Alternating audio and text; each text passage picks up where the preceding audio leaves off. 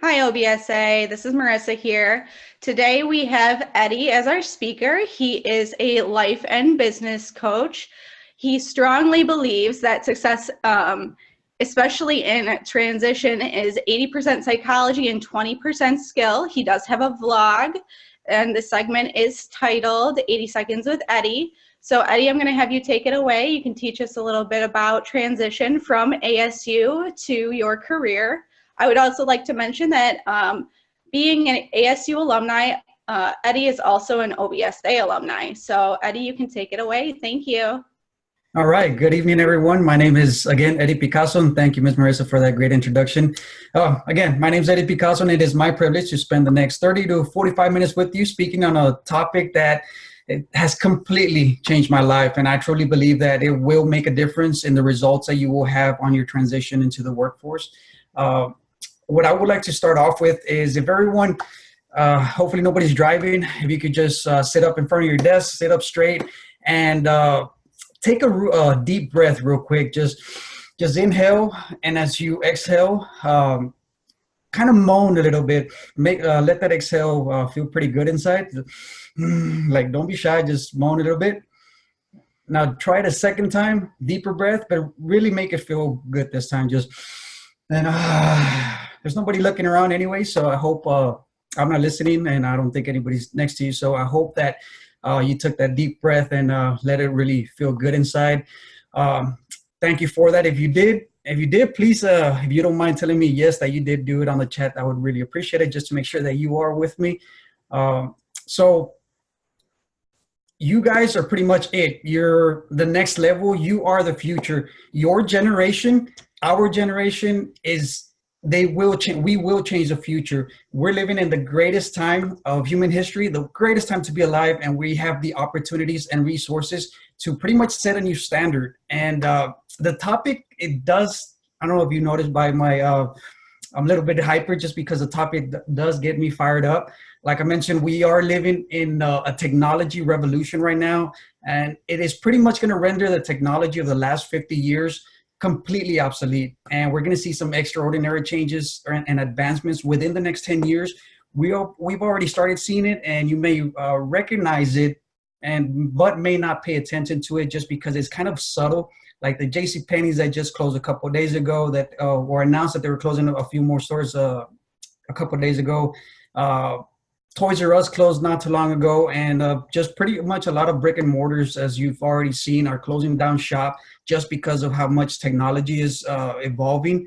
And it just doesn't end there. It's just a lot of stuff that we are not realizing that's happening. A lot of the service-based jobs are expected to pretty much, they're going to go away within the next 10 years. They're expecting for 30% of the workforce to be displaced in the next 10 years. So even though it does sound a little bit scary, just the advancements that we're going to have moving forward is just going to be amazing. And it's something that we need to be aware of. Unfortunately, many of us are not aware of it or even ready for it. And it's going to hit a lot of us like a bag of bricks, especially those in the service industry. It's going to feel like it happened overnight, and it's going to affect a lot of people. And that's exactly why I'm so excited to be here with you guys today. You guys are at the forefront of this revolution, and you have the opportunity to pretty much change the world. It will be more important than ever for you to step up and pretty much lead the way. It's kind of an endeavor that I've taken over the past couple of years. Some real quick fun facts about me. I spent 13 years in the petrochemical refinery industry, working in the refineries pretty much. The picture that you see on your right-hand side, that's me at 23 years old, earning $13 an hour, working in atmospheres that are considered immediately dangerous to life and health, or IDLH, meaning that one breath that I would take outside of that helmet that you see there, inside of one of those vessels that you see on the left-hand side, would pretty much kill me cold turkey with one breath. It took me 13 years to move up the corporate ladder in that industry to be able to have a comfortable living. Interestingly enough, the picture that you see on the left, those two towers that you see on the right, that was my first job out in the refineries, using equipment that I'm wearing on that picture on your right-hand side. 10 years later, I was actually, like I mentioned, moved up the corporate ladder, actually started managing inspection jobs instead of doing the labor work. And 10 years later, I went back to that same job site and managed the inspection of the replacement of those towers that you see now on the left-hand side. So it took me 13 years to get there. I earned a very good living, but in a blink of an eye, in 13 years is just like time flew by without me even noticing. My kids grew up. I missed the best days of their lives, of their childhood. And I wasn't too happy with what had happened over the past 13 years as far as me missing out on my family. So I decided that it was time to make a change. And that's actually when I went back to continue my education at Arizona State University. And the reason I chose ASU when I went to ASU was just because the reputation that they had in technology and innovation. Ms. Rachel, thank you very much. Thank you very much for your comment. And so what I want to ask you right now is, you know a little bit about me, a little bit about what's driving me as far as me doing these presentations. So I want to ask you, what is a goal? What is a desire or even a dream that you would like to accomplish when you graduate or when you finish school? And I'm not talking about a huge lifelong plan. I'm talking about maybe a 5 to 10 year plan. I just want you to think of just one thing that you would like to see happen. Just take a moment and just really think, what is it? What is one thing that you would like to have happen? Now, what I'm going to do today is I'm going to share with you some thoughts and practical ideas that will help you reach those goals, desires, and dreams. Imagine for a moment that you have the ability to make a difference with an individual, a group, an organization, or a situation you encounter. What if you were able to significantly motivate a team of people to do better, to produce exceptional results, and to be more fulfilled than ever, which is going to be a skill that's going to be necessary pushing forward. Just because, like I mentioned, they're expecting 30% of the workforce to be displaced in the next 10 years. That means that a lot of the low-skilled service jobs are going to be done away with. So it's going to require a special kind of leadership to actually take over and lead the way. John Maxwell actually says that everything rises and falls on leadership. So leadership is influence, nothing more and nothing less, which basically, to define it another way, leadership is defined as the ability to influence the thoughts, feelings, actions, behaviors, and emotions of others. When you master the ability to influence others, you have the capacity to be a true leader of positive change. And like I said, it's going to be needed now more than ever. So with that being said, I want to cover a pretty fantastic concept that I like to talk about quite frequently, and it's called the 6 human needs. Just because it's closely related to what Napoleon Hill said in the book, the 1937 book, Think and Grow Rich, which is, you are a master of your destiny. You can influence, direct, and control your own environment, and you can make your life what you want it to be. So, I'm sorry, I'm just going to take a quick, I usually take quick breaks to read the comments because I really want to have this be an interactive session. So Ms. Rachel just posted, to find a job that is satisfying to me as an operations manager, no matter the level, to learn how to become a more motivated. Oh, yes, awesome. So we're on the same page on that, becoming a motivating leader, because when you take that responsibility, you can actually be an agent of change, and that's what we're going to need moving forward. So through understanding the needs and the needs of others, you can really transform yourself as a leader and your relationship with others. So let me quickly go over the 6 human needs. And it basically starts with certainty. That's the first human need. And it's pretty much is the need to have comfort, to have safety, to have a stability and some sense of security, right? I think we all aspire to have that. It's one of the reasons why we take the college route, right? We continue our education after high school. The second need is the need to have variety, to have excitement and uncertainty. They say that this is the spice of life, pretty much. The other one is significance, which is the need to feel important, to feel needed, to feel admired, or like I said, being important. There's one that's not on here, and that's the need for love and connection, to belong to someone, to have a connection with somebody. That's why peer pressure is so important to some people, why it's a motivator for some people, and that's why family is so important for other people as well. The fifth need is the need for growth, which is to continue growing, to continue learning and understanding. I think we can all relate to that, just because in the place that we are, you guys as ASU students, you understand the need to continue to grow in knowledge-wise, pretty much. The last need is the need to contribute beyond yourself, to give, to share, to guide, to connect, and to support. So these are the basic human needs. The first four, they're called the essential human needs of survival. And interestingly enough, it's what everyone seeks to fulfill. Everybody tries to meet those first four needs in order to feel fulfilled. Interestingly enough, not very many people reach that level of fulfillment. Everyone expresses these needs in very different ways. Some do it positive, some negative, and in different order of priority as well, which explains our different personalities, but everyone finds a way to meet those needs. Now, I do want to give you one of the most important pieces of information you're ever going to get, and you may want to write this down. I'm going to give you a little secret. So to feel truly fulfilled, the big difference between sustainable joy and momentary pleasure is to actually not meet the human needs for survival, but actually the bottom two that you see, the needs of the spirit, which is the need for growth and contribution. You see, happiness comes from progress, and progress actually shows up in the form of growth and from a sense of contribution. So as you grow and you contribute to something bigger than yourself, you'll be able to affect and infect others who will follow your lead, and everyone as a whole will become better as a result. That is kind of one of the reasons why I'm here in front of you today, kind of presenting, just because you tend to reach a certain level of fulfillment or a certain level of growth.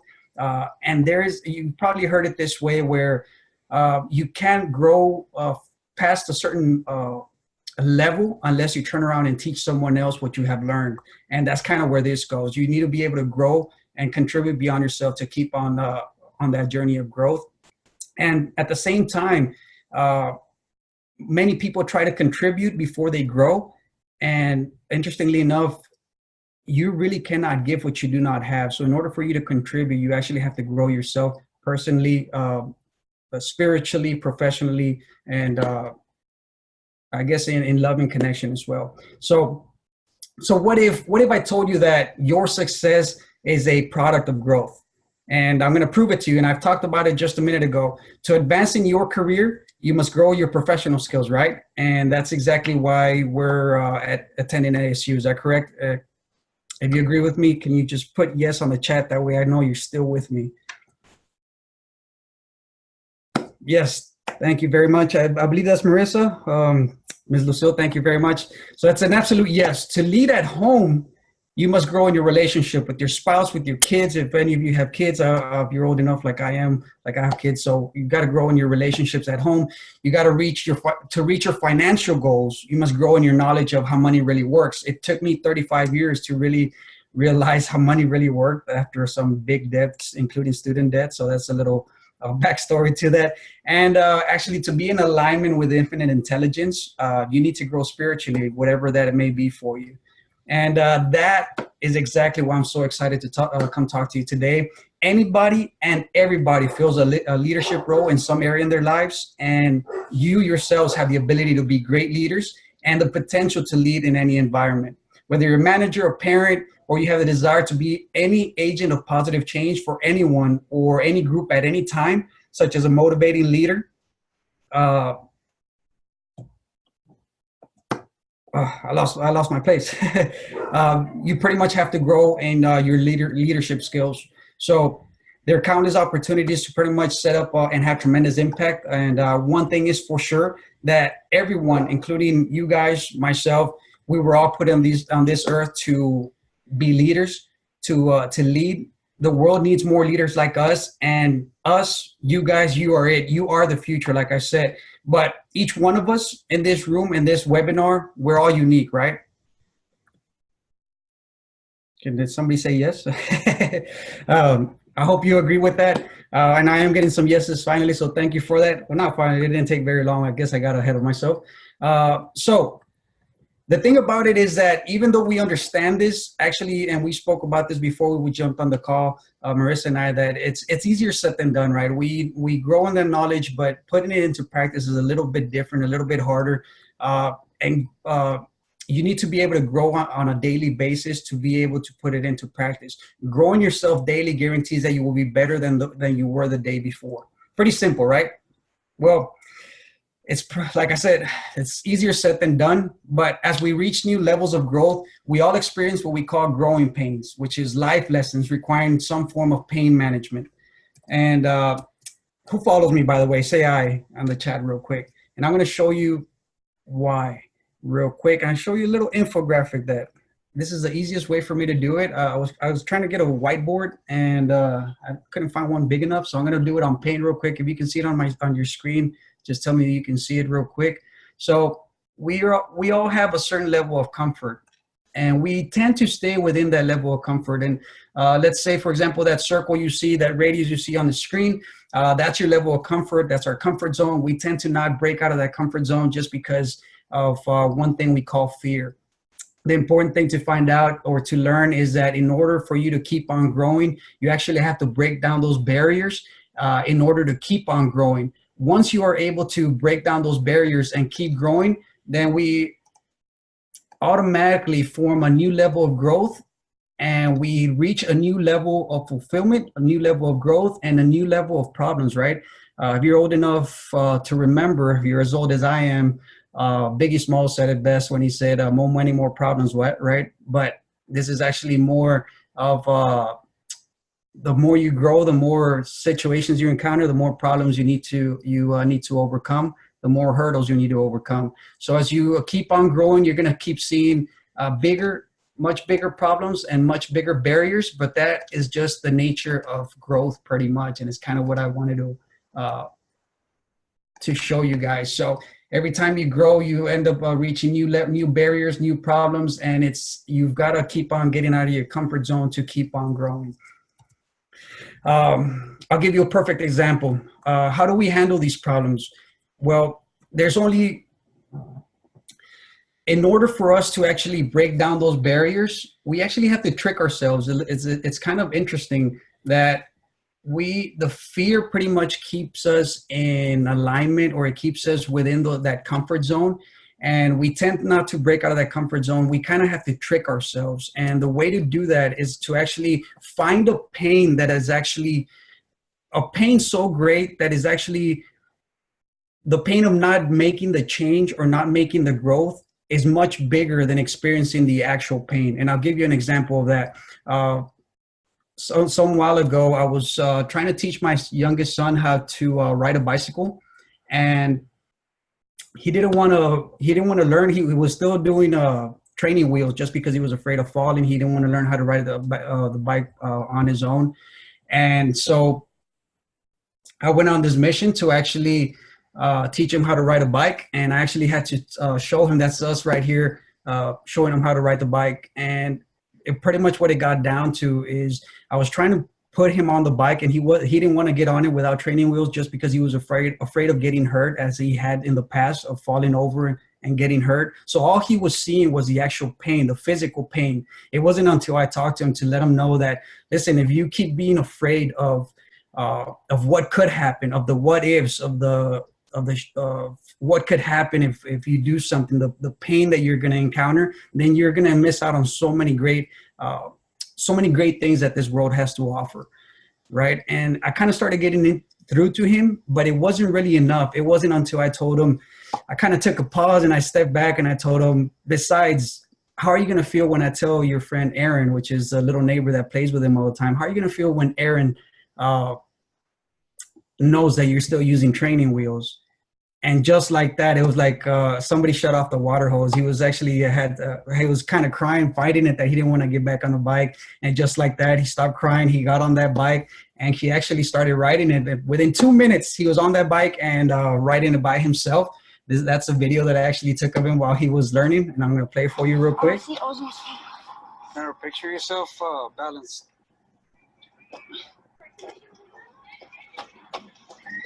Balance it.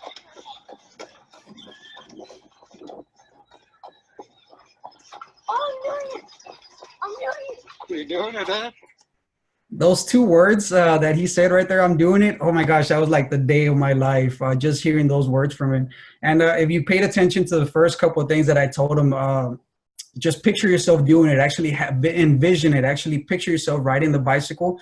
That is so important, just because your subconscious kind of is always working day and night, whether you're asleep and whether you're awake. So you just actually having a vision board, having a picture in yourself actually doing something, or accomplishing a goal that you have set, will take you so much farther than actually having those limiting stories or those limiting beliefs. It's kind of why I asked, picture something at the very beginning of my presentation, picture something that you want to accomplish. And that's the same reason. It's why vision boards work so well and why so many people preach on it. So you've got to identify your challenges at the same time. You got to know what is stopping you, what your fears are, so you can know what to focus on. So my question to you is, what is your focus? What do you think about when you try to reach these goals? When you try to accomplish these things? What do you think about when you try to overcome these obstacles? And what do you believe? Do you think you can do it, or do you think you cannot do it? Because either way, you're correct. If you think you can or you can't, you're going to be right. Do you agree? Yes, no. Oh, all right, Ms. Rachel, thank you for that. So like I said, you pretty much have to trick yourself away from self-defeating beliefs. Give yourself consequences to have new experiences. You're never going to be able to experience that change until you actually find a pain that's much bigger than actually going through the pain of being limited by your own beliefs. So you have to find a pain that's actually greater, such as my son, the peer pressure or the opinion of his friend actually thinking some way of him by still using training wheels. That pain of his friend thinking that of him was much greater than him experiencing the actual physical pain. So let me see here. So we'll keep on moving on that. Let me see. And we've gone through that slide. So what are your limiting beliefs? I'm sure you've have plenty of them. I was having a conversation with a friend of mine a couple weeks ago, actually. And by the way, videos, I just did a live feed on Facebook before I went on this webinar, before I got on screen with Ms. Marissa, just because doing those live feeds for a very long time were like such a challenge for me. Like I couldn't stand up in front of a crowd. I couldn't stand up in front of a camera, and it was a challenge to me. But the only way for me to overcome that was to actually break out of my comfort zone and do those actual live feeds. So a friend of mine actually kept on seeing all the content I was pushing out, and he reached out to me and asked me if I still experience fear, because he has seen such a great progress over the past 2 years. And I told him every single day. My quick answer was every single day. I have fears. I have limiting beliefs every single day. And it's just the big difference is that I decide not to focus on those fears. I decide to overcome them. I decide to adapt and overcome. So this is ready for the next big thing. This is going to be the most important thing I'm going to tell you tonight. So I hope you, if you take anything away, take this away, this little tool from this presentation, and that's the triad. Everything that you focus on, your state of mind is completely dictated by 3 things, and that's your physiology, your posture, your focus, and the meaning or the language that you put to a certain situation or to a certain situation. Your emotions are under your control. So what we do with our emotions is completely dictated by these 3 things: your physiology, the way your posture is, your focus, and the language that you use. For example, just picture the last time you actually accomplished something. What was your posture like? Were you slouching, or were you standing up straight? Were you proud of what you had accomplished? What were you focusing on? Were you focusing on your limiting beliefs, or were you focusing on the actual achievement that you had just accomplished? And the language that you were you using dreaded words, or were you using powerful words? So according to research done at UCLA, words consist of 7%. Words make up 7% of communication. Voice quality is 38%, and your posture, your physiology is 55%. So even though words play such a small part, still the subconscious is so powerful that just with a small tweak in the words that we use, such as instead of seeing a problem, seeing an opportunities, you can see the 10-degree change that will get you to your ultimate destination. I just learned that in my training course. Oh yes, amazing. See, so there is some reason to my madness, right? And that's exactly what I'm talking about. Thank you for that. Power poses. I definitely am. Before I jumped on this webinar, I do what I call incantations, and what I do, I actually beat on my chest a couple of times, and I do incantations. I'm courage, I'm passion, I'm light, and that gets me into a power pose. And it actually gets me ready to do these type of presentations. So yeah, I definitely believe in that. Let me see here. So going back to words, it is estimated that an average child hears the word no or don't over 148,000 times compared to only a few thousand yes messages. It took me so long to understand this, and thinking back to my childhood, it's something that I now realize that subconsciously it created so many limiting beliefs just by my parents and my teachers telling me all these things that I wouldn't be able to accomplish so many things, that it actually got drilled in my head subconsciously without me even knowing. It just took so much training for me to overcome that. So the unconscious mind begins to turn these habitual no's into limiting beliefs, and I learned to realize that, and it wasn't until I reached a new level of awareness that this was happening that I was able to actually break out of it. So you create the rules, and you determine the emotions by your posture, by your focus, and by the language that you use. That's it for this presentation. I'm going to go ahead and roll over to why is this important to actually transitioning from college into the workforce. Like Ms. Marissa said, I'm a true believer in that everything that you do is 80% psychology or mindset and 20% skill. And you can apply that to anything and everything, whether it's your job, whether it's education, whether it's your relationship, whether it's your spirituality. It's all about the mindset. Being in the right mindset is 80% of the battle. After that is just 20% skill, and that's the easy part. I told Ms. Marissa that this presentation was going to be a little bit different than the ones that I had experienced when I was at OBSA, just because most of them were more on the technical side on where to actually get your resources, how to do LinkedIn, how to do your interviews or your resumes. And while that is very important, I think that taking the step to actually get there and actually put that knowledge into actual use is what stops a lot of people not being in the right mindset to actually tackle those tasks.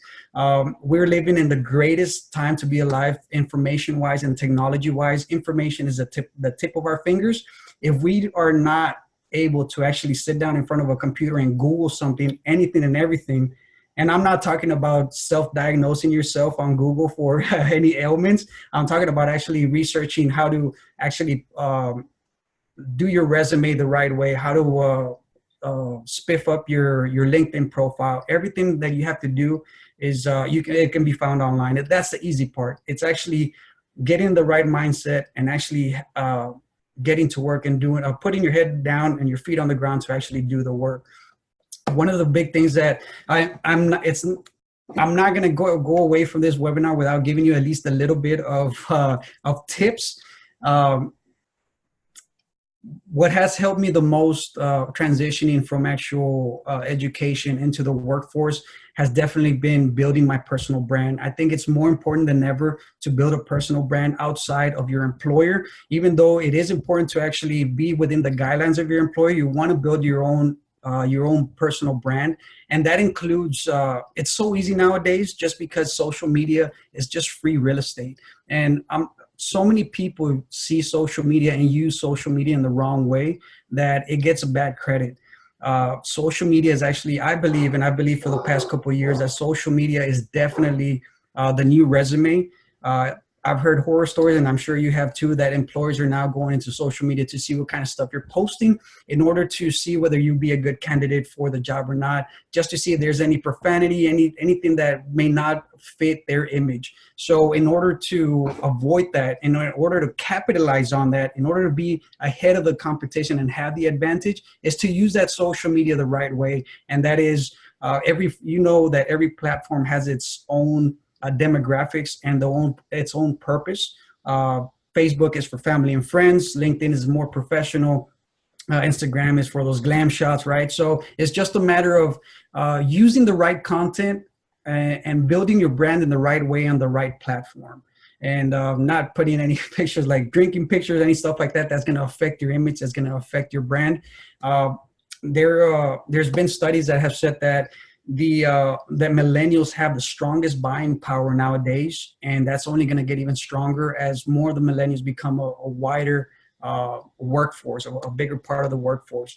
And so it is going to be truly important to actually differentiate yourself with that personal branding. Most millennials will go through numerous employers throughout their lifetime, including myself. I can tell you that when I was in the refinery industry, in the petrochemical industry, I must have gone through over 10 employers. So you want to build that personal brand, and a personal brand that's strong enough that wherever you go, whoever you choose to go with, whatever venture you decide to take, whatever employer you decide to go with, that your personal brand is going to be at the forefront, and you're going to have your best foot forward, so you can get those calls. Like I said, the biggest thing that has helped me transition has been the networking. I attend local city commission meetings now that I'm in the real estate market. I attend a lot of the local city commission meetings. I attend a lot of the local real estate forums.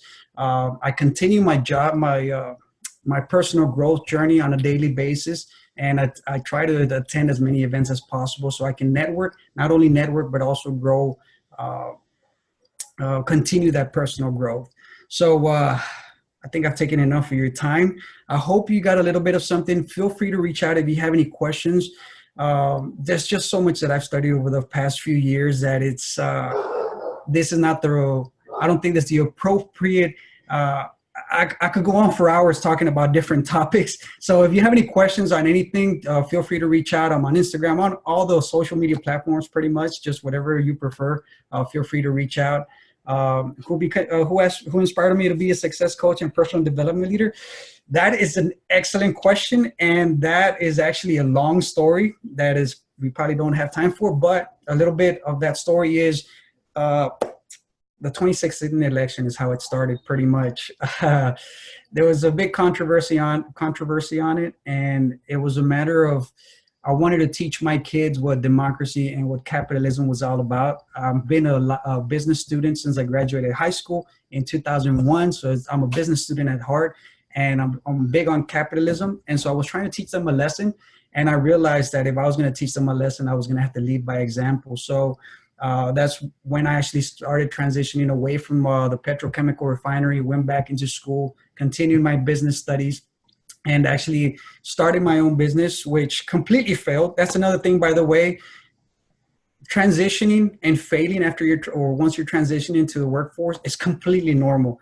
You cannot control what happens. You cannot control which way the wind blows, but you can always control which way you set the sail. So it's just a matter of continuing to get back on the bike like my son did and keep on pushing forward. And that's exactly what I did. I started a business that completely tanked, and the good thing was that not only did I invest in the business, I continued to invest in my personal growth. And that's actually how I how I got to this place. I actually went through some deep pitfalls. It was a roller coaster. And on the bottom of some of those pits, I was able to have some epiphanies, some big breakthroughs where I realized that I had come so far. I'm what the current president calls an anchor baby. So to have come from immigrant parents with literally nothing, remembering standing in front of a government, behind a government truck, handing out government bread and cheese, to earning close to $200,000 a year, I had accomplished so much that I wasn't grateful for. And I got to a point where I finally realized how far I had gotten, and that it was now time to actually turn around and pay it forward, turn around and contribute beyond myself. So I specifically and intentionally set on a journey to continue my growth in leadership so I can turn around and contribute beyond myself. So I hope that answers that question. It's a bit long-winded, but like I said, there's a long story behind it. But I love to chat if you'd like to learn more about it. With that being said, I'll open it up to more questions. Thank you for that.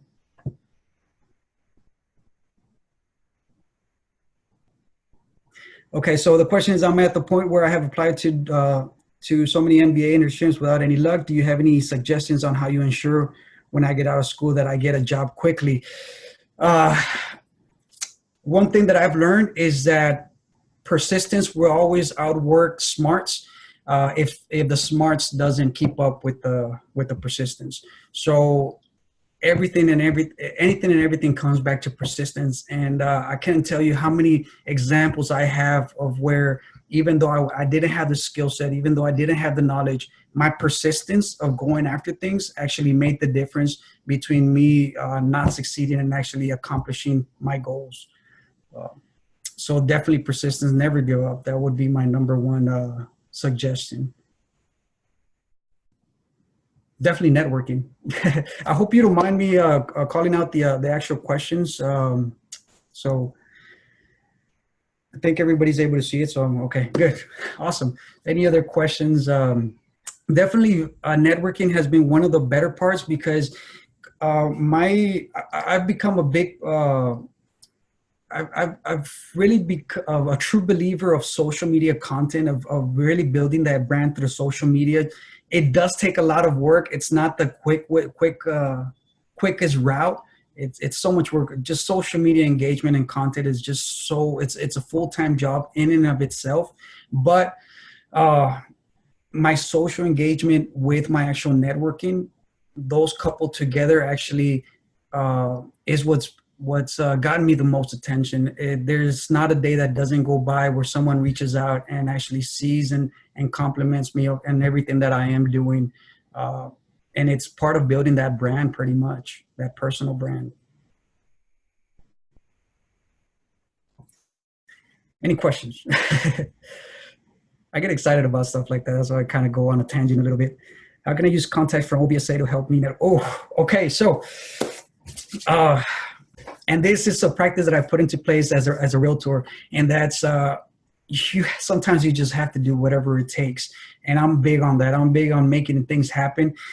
It got to a point when I actually reactivated my real estate license not too long ago, continuing my success coaching practice. I actually went and stood out in front of an H-E-B, which is a big local grocery store in the Texas region.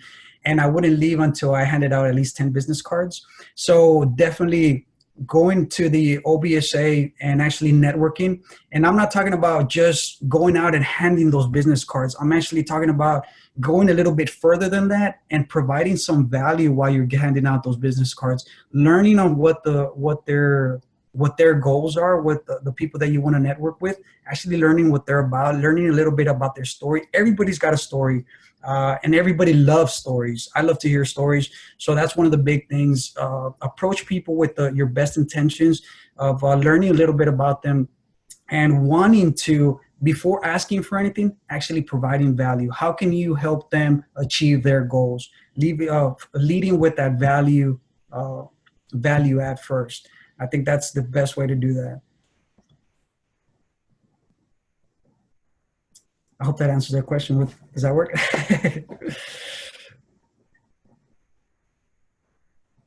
Awesome. Thank you. So what do you think is the best way to get out of an industry you're tired of? My husband has been in the food service and retail and hates it. So the petrochemical industry is notorious for getting a stronghold on people. It's really hard to leave the industry just because the money is so good. It's a really well-paid industry. But it's a matter of what is it that you want to do? What is it that makes you happy? I was making close to $200,000 a year at one point, and I was miserable. And I'm earning maybe a fraction of that now. But I'm as happy as I can be. I'm at home every day. I lay next to my wife every day. Spend time with my kids every day. Gary Vee, if anybody follows Gary Vee, is big on that. even if it's selling snow cones on a corner and on a snow cone stand, earning $50,000 a year, and if that makes you happy, then more power to you. The new rich, the new FI, the new financial independence is actually now to live within your means and be happy with it, not overextend yourself, not live beyond your means and be having to work at a certain place just because you have to. That's totally gone. That mindset is completely changing with the new millennials. You've heard it with said differently as a minimalist and financial independence, and that's exactly what they're talking about: living within your means and actually doing something that you actually love doing every single day. The next question is, how did you find networking events near you, or how would you recommend people find networking events? So you definitely want to reach out to your local chamber of commerce. You definitely want to reach out to your local city commission meetings. You definitely want to reach out to your local speakers clubs, including local Toastmasters. That's something, when I decided to start doing some of these presentations, one of my big things, and I mentioned it before, was standing in front of a crowd or standing in front of a camera and actually speaking. And so I knew that speaking was going to be one of those things that I had to overcome, that there was no ifs, ands, or buts about it. And so I dove in feet first, and I started attending the local Toastmaster meetings and the Speakers Club, and that's how I actually ended up becoming a John Maxwell team member and actually being able to speak on some of their material. Just because I actually joined, I became a John Maxwell team member and became a speaker, coach, and trainer with them for that very reason. And there was actually a local Speakers Club related to John Maxwell that I started attending. So I actually started attending two Toastmasters and John Maxwell Speakers Club. So it goes back to me saying, whatever it takes, just make it happen. And if that makes you happy, then more power to you. All right.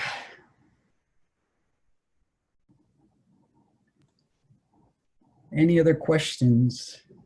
Great questions, by the way. Thank you for that, because that's really, it's helping me. I hope it's helping me explain some of the reasoning behind my madness. I know I say that a lot, but it's just because every one of us is a little crazy. And there's a Netflix show that we saw a few weeks ago, my wife and I, that kind of talks about it, how we're all a little bit crazy. And so that is actually your gift.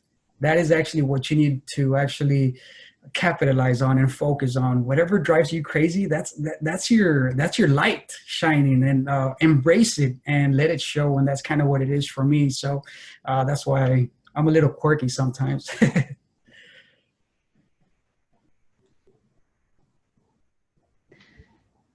Okay, so if there's no more questions here, we will be putting up Eddie's contact information for anyone that does think of any questions or wants to connect